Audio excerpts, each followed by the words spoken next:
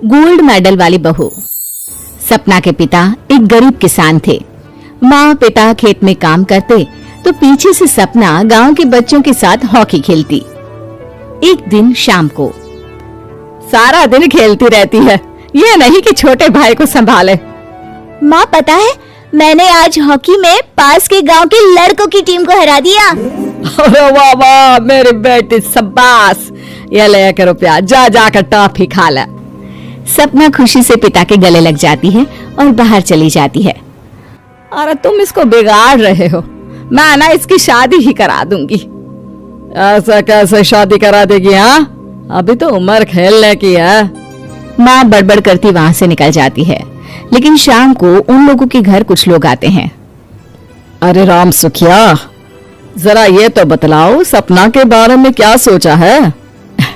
अरे क्या सोचना है मास्टर जी, पढ़ रही है, जितना पढ़ सकती है पढ़े, फिर शादी करवा देंगे, कोई अच्छा सा गांव का ही लड़का देख लेंगे।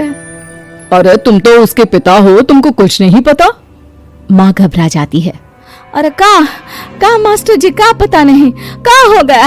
हम तो इनसे पहले ही बोल रहे थे कि लड़की की जात है, संभाल लो। अरे भाभी जी, आप भी ना कभी अच्छा भी सोच लिया करो। अरे सपना क्या खेलती है हॉकी, बड़े से बड़े आदमी भी नहीं जीत पाते हैं उससे। कल गांव में एक टीम आ रही है, लड़कियों की हॉकी खेलने उसे भेज देना, वहां शायद कुछ बात बन जाए। अरे ना ना मास्टर जी, कोई खेल वेल नहीं करवाना हम लोगों को, वो भी शहर के लोगों के साथ तो बिल्कुल भी ना। शहर के लोगों का ना कोई भरोसा नहीं होता मास्टर जी।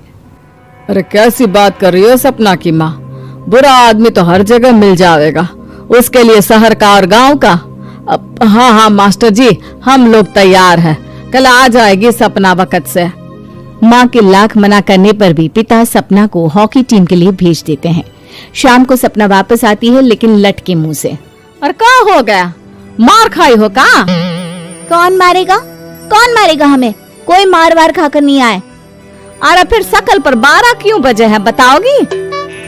देखो माँ, आप समझोगी नहीं, बताकर फायदा क्या है? अरे बिटिया रानी, हम तो समझेंगे ना, हमें ही बता दे। सपना पापा के गले लग जाती है।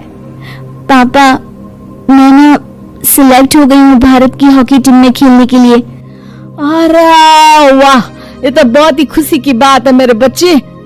फिर मेरी गुड़िया काहे परेशान है? पापा, मुझे दिल्ली जाना पड़ेगा आगे की प्रैक्टिस के लिए। माँ जो सारी बात सुन रही होती है, जोर से चिल्लाती है। एक पैसा नहीं है मेरे पास, समझी? कुछ नहीं दूंगी। शादी के लिए लड़का फाइनल भी कर दिया है, कल्ले का बेटा, वो शादी कर लेगा तुमसे। सपना पिता की ओर देखती है।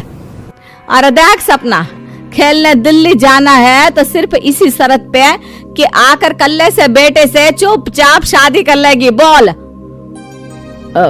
अरे ठीक है ना, कल्ले का बेटा तो बहुत ही समझदार है, सरकारी नौकरी है उसकी, मान गया वो तो सपना शादी कर लेगी।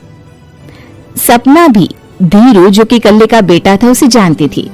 वो मन ही मन सोचती है कि शादी तो वैसे भी होनी है, लेकिन माँ की ये शर्त मान गई तो जीवन जीने का एक मौका तो जरूर मिलेगा।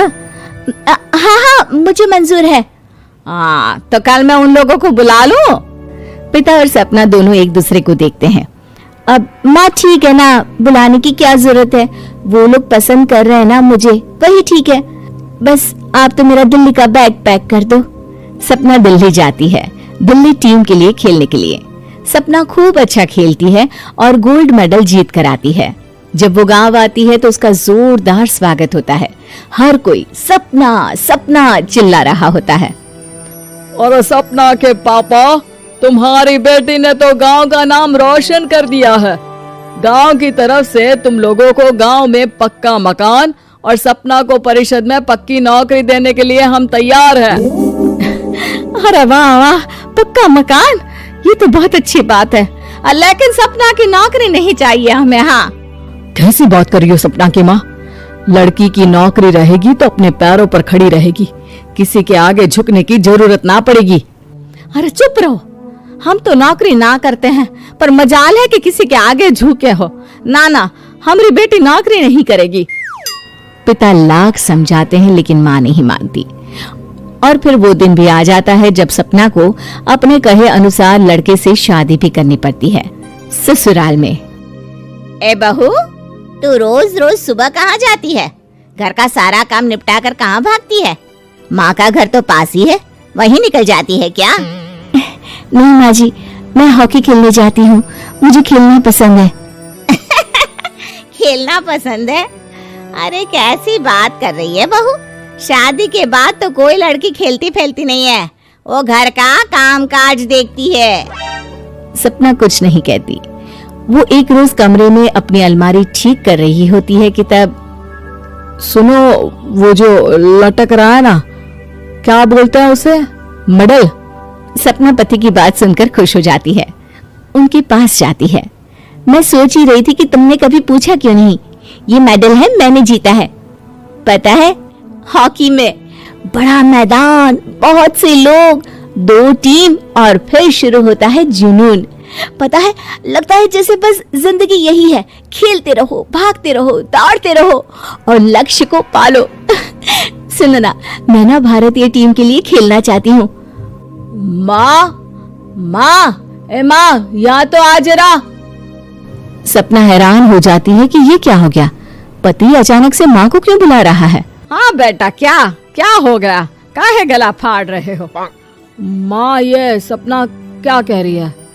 अरे बीवी तो बोलती ही रहती है बेटा, लेकिन क्या हो गया, चिल्ला क्यों रहे हो? ऐसा क्या बोल दिया इसने? माँ ये बोल रही है कि इसको खेलना है भारतीय टीम के लिए। सपना डर जाती है। नहीं नहीं माँ जी, मैंने कहा कि मैं चाहती हूँ कि वो मैं बोला था ना, शादी के बाद कोई खेलता नहीं, घर का काम काज देखता है, लेकिन फिर भी। नहीं नहीं माँ जी, ठीक है, मैं घर का काम देखूंगी, कल से मैं खेलने भी नहीं जाऊंगी, माफ कर दीजिए। सपना पति की तरफ देखती है जो माँ की तरफ देख रहा होता है। उसे गुस्सा तो आता है, लेकिन करती भी तो क्या, सास के सामने कैसे पति की क्लास लगाती। अरे बेटा, अब क्यों घूरे जा रहे हो बहू को? माँ, अभी इस बात का फैसला करके जाना, वरना ये तो तेरे कमरे से जाने के बाद मुझे। अब चुप हो जाइए आप, छोटी सी बात का बतंगड़ मत बनाइए। छोटी सी बात? बहू, ये कोई छोटी बात नहीं है।